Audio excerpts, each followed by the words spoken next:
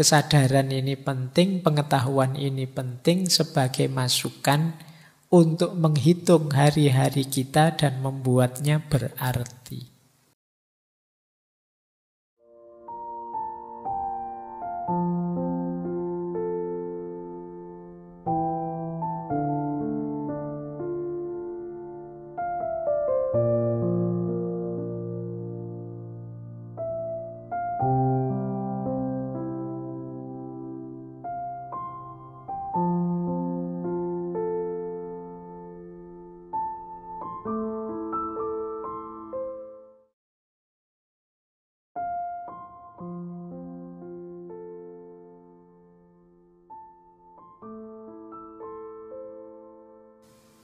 Baik, nah di teorinya Jonas nanti juga ada 2 jenis tanggung jawab.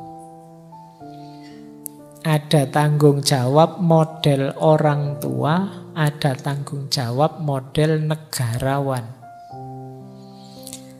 Tanggung jawab model orang tua itu sifatnya alamiah, konkret, dekat, akrab.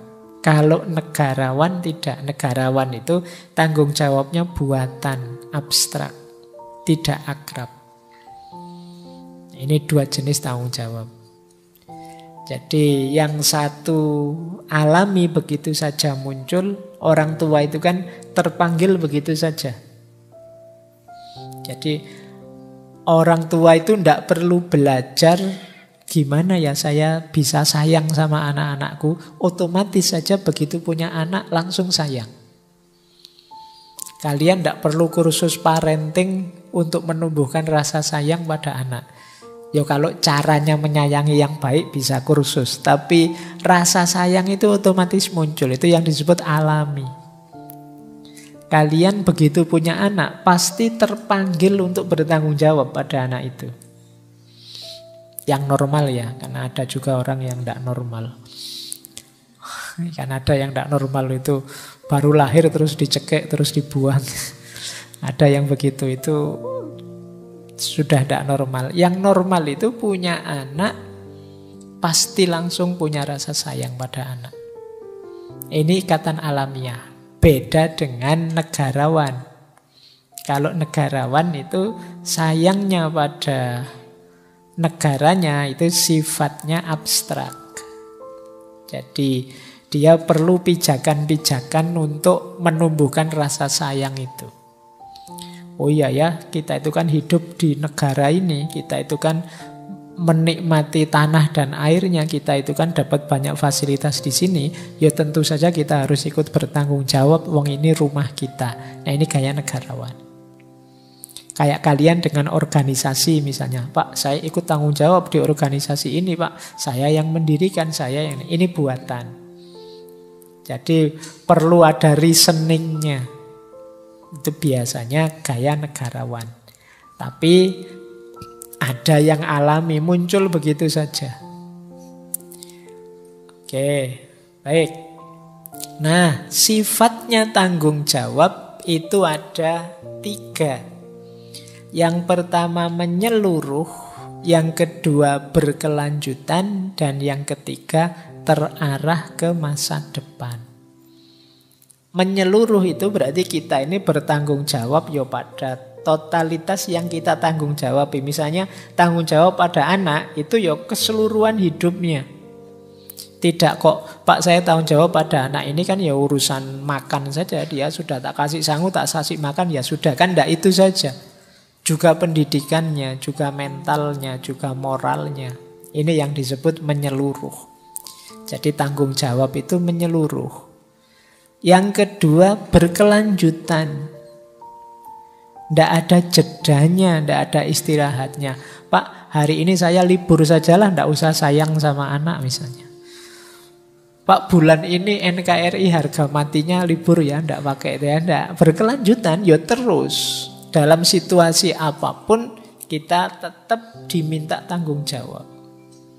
Nah ini ciri kedua. Ciri ketiga terarah ke masa depan. Jadi kita itu bertanggung jawab tidak hanya hari ini.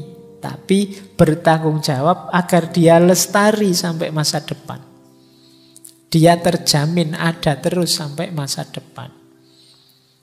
Inilah 3 jenis sifat dan tanggung jawab dari etika masa depan. Oke, kita lanjutkan. Nah, sekarang praktisnya bagaimana? Ini menarik. Ini bagi banyak orang titik lemahnya etika masa depan. Jonas sendiri juga menyerahkan pada kita pada akhirnya. Bagaimana seandainya manusia hari ini tidak ada yang mau tanggung jawab?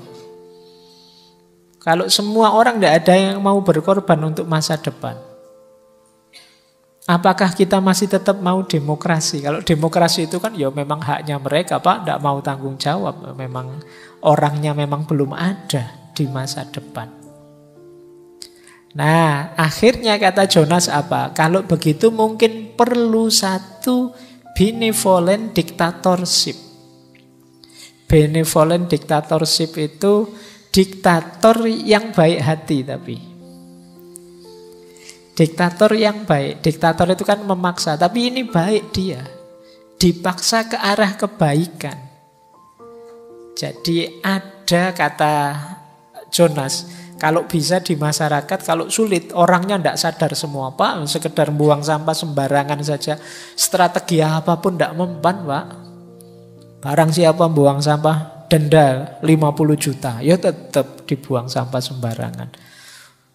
Barang siapa buang sampah begini, taruhannya nyawa, saya baca di mana itu, ya tetap buang sampah sembarangan. Sulit, Pak, ini menghadapinya. Ya sudah, kata Jonas, kalau di masyarakat ada satu elit khusus yang tugasnya memaksa. Jadi memaksa orang dengan aspek kelestarian ini. Jadi mungkin karena memaksa itu berarti ada hukumnya, tapi ada istilah diktatorshipnya. Diktatorship itu dia punya kuasa. Mungkin menghukum di tempat atau apa, kan istilahnya diktatorship. Jadi memaksa tapi untuk kebaikan. Nah, ini nanti ada yang mengkritik Jonas di sini. Jadi karena manusia hari ini itu kan senangnya dengan demokrasi. Haknya manusia dong. Kalau memang milikku mau apa, kayak tadi loh. Ini tanah-tanahku, tak bangun apa kan suka-suka aku. Tak bikin apa suka-suka aku. Wong ini uang-uangku. Itu kan gayanya demokrasi. Maka kata Jonas, kalau memang sulit bikin saja pasukan khusus, pasukan elit untuk benevolent dictatorship. Yang bisa memaksa kita melakukan kebaikan. Wong manusia itu kadang-kadang memang harus dipaksa. Kalau disuruh sadar sendiri, saya tunggu dia sadar, Pak, lama. Tidak sadar-sadar, kadang-kadang sudah mengalami macam-macam, ya tetap tidak sadar. Ya pernah sadar sebentar tapi lupa lagi. Kalau sudah kena kepentingan, kena uang, kena itu biasanya lupa lagi sudah. Maka boleh ada benevolent dictatorship, kata Jonas. Meskipun nanti banyak yang mengkritik. Dan Jonas sendiri bilang, bagaimana mekanismenya, sejauh mana kekuasaannya, ya silahkan dirumuskan sendiri-sendiri. Saya tidak tahu, ya sesuai lokal tempatnya masing-masing. Tapi yang penting pesannya Jonas jelas bahwa ini penting loh.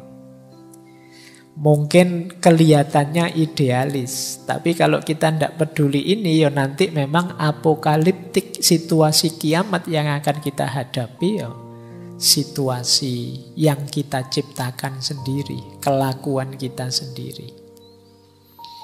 Jadi termasuk efek-efek teknologi tadi. Ya kalau ada perilaku teknologi, efek dari teknologi yang merusak hidup manusia, termasuk merusak generasi yang akan datang, ya kita harus berani memaksa agar tidak ke sana. Makanya kalian jangan protes kalau situs-situs kesayanganmu diblokiri oleh Menkominfo. Sendak apa lah, itu mungkin pertimbangan masa depan. Jadi ikuti rumusnya Jonas ini. Terpanggillah untuk ikut bertanggung jawab. Karena ini hubungannya dengan generasi. Baik, terakhir ini ada quote dari Jonas. Kata dia, bagi kita semua pengetahuan bahwa kita hari ini ada, tetapi singkat saja, dalam batas waktu yang tidak bisa kita nego sesuai keinginan kita. Mungkin kesadaran ini penting, pengetahuan ini penting sebagai masukan untuk menghitung hari-hari kita dan membuatnya berarti. Mari kita ketahui, mari kita sadari, sekarang kita ada, besok kita tidak ada. Waktu kita terbatas. Eksistensi kita nanti dilanjutkan oleh generasi setelah kita. Maka kesadaran ini ayo dijadikan titik pijak untuk menghitung apa yang bisa kita lakukan. Apa yang berarti dan bermakna yang bisa kita jalankan.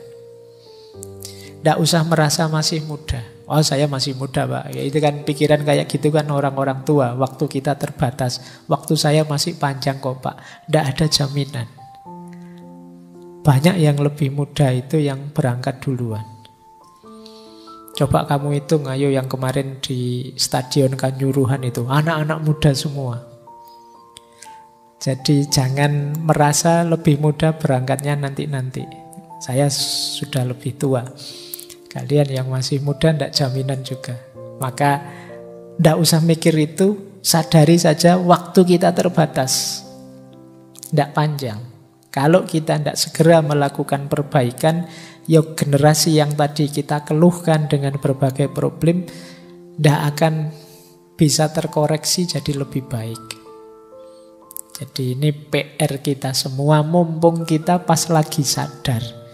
Mungkin ya pas lagi di ruangan ini, nanti keluar tidak sadar lagi.